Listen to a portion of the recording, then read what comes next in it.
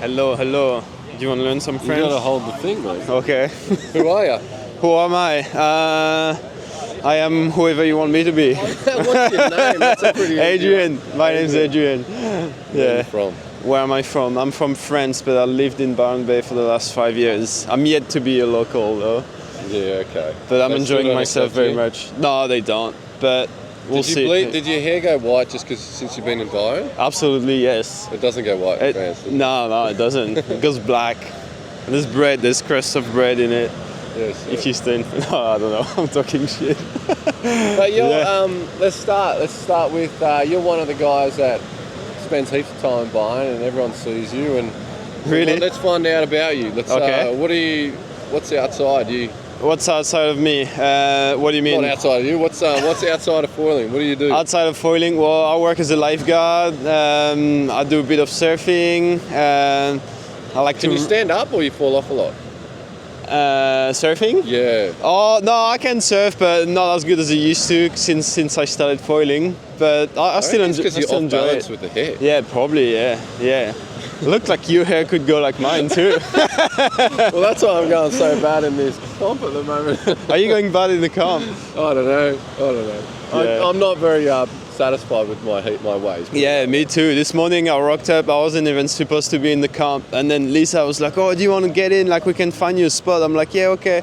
Then she's like, get ready. You're going to be in the hit number 1. Oh, you went heat number 1? And then I got there to get in hit number 1. And they're like, oh, actually, you're probably going to be in hit number 2 or 3. And then I'm like, oh, sweet. So I went back to my car to have some breakfast. And next thing I knew, everyone called me like, Adrien, get in. Like, you're gonna be hit number 1 now. So they started the hit when I was next to the tent, and then I didn't even knew the rules or anything, so I got disqualified because I dropped in.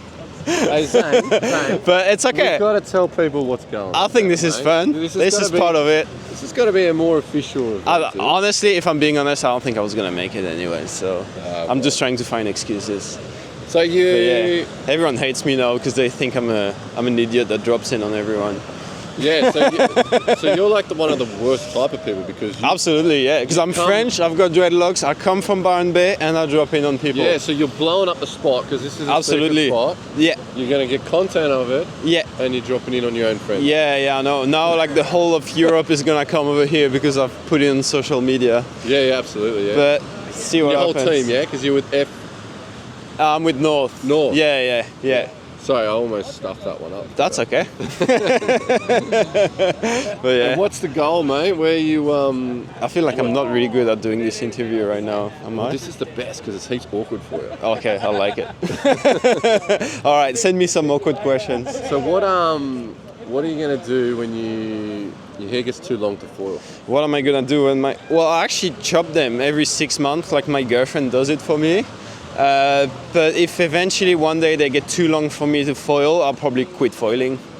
As simple as that. Yeah, but then what are you going to do? What am I gonna do? I'll probably get into cooking, or what else could I do? Do you like cooking? Not really, to be honest. As a French person, I probably shouldn't say that. But well, actually, I like cooking, but I'm shit at it. Okay. I don't spend enough time cooking. Unfortunately for my girlfriend, I used to, but I broke my ankle 4 years ago, and that was the end of it.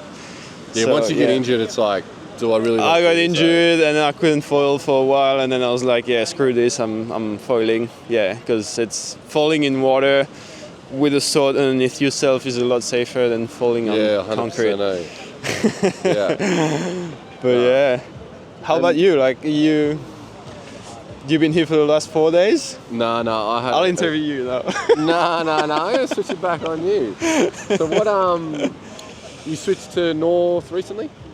No, I've been with them for like, I'd say 2.5 years, and yeah, I've been loving the gear. It's been pretty good. Like, the thing I like the most about North is like they've got so many different wings for so many different sports, for like the winging, the surfing, the downwinding, and they got wings, they got kite. Like, they pretty much cover all the sports that I do, so I'm so you happy with that. the shit sometimes or not? Not really. It's all pretty simple. That's also what I like. It's basic stuff. Like, I mean, and I can get confused really easily because I'm French and I don't with the gear, so I think that's a good sign that it's good. But yeah. Here's another question. So what's it going to take for you to lose that accent? to be more acceptable? What's gonna take for me to lose my accent and be more excited? Actually, dude, like literally, I'm not even lying. 3 days ago, I did my English test to get my visa here, and I passed it. And I was really terrified. I'm glad I did. So what it's gonna take for me to lose my accent? Yeah, thank you. So you speak French too, right? You're from Belgium. Yeah. I speak French, yeah. So what does that mean? So now you have to do. Well, that means I've got I had to do an English test to. It's called the IELTS test, and I had to have like a good enough score so I could stay in the country pretty much. Otherwise, they were gonna kick me out. So I can keep foiling Byron Bay for 3 more years now. Sick. How good is that? Yeah, And maybe forever. So we'll see. I don't know how you can afford to stay in Byron, mate.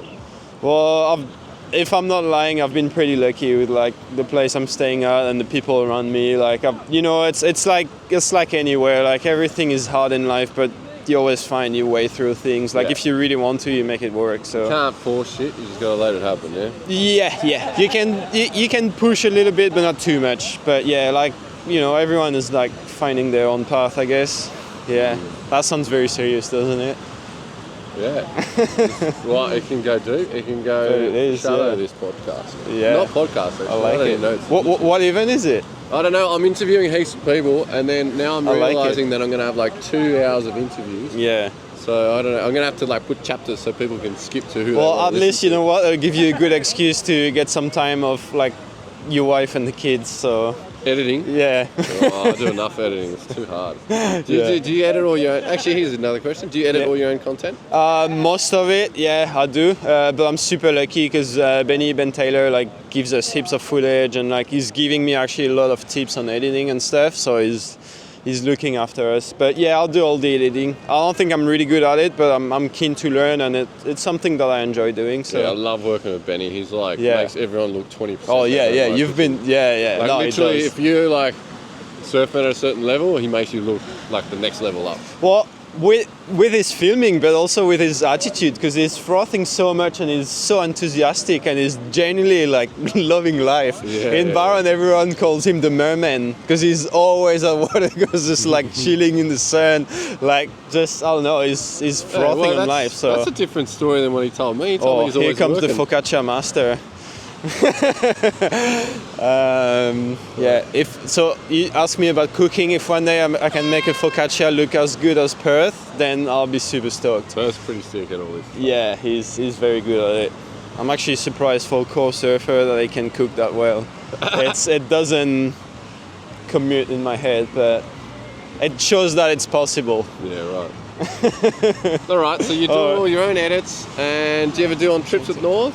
Do they do trips or photo shoots? Yeah, a little bit. Like I've done one in France last year. I went to the Saint-Tropez race. Yeah. And that was pretty sick. Like it's like the yacht club there that organizes the event is like sponsored by North. So yeah, I was fortunate enough to like get invited there and like have a place to stay and like and it was pretty awesome. Yummy croissants. Oh, we did get croissant. We did get Tropezien. It's like the famous pastry from Saint-Tropez. So it's even. I haven't had that yet. Croissant. Yeah, so to explain you gotta go there next year. You gotta go there.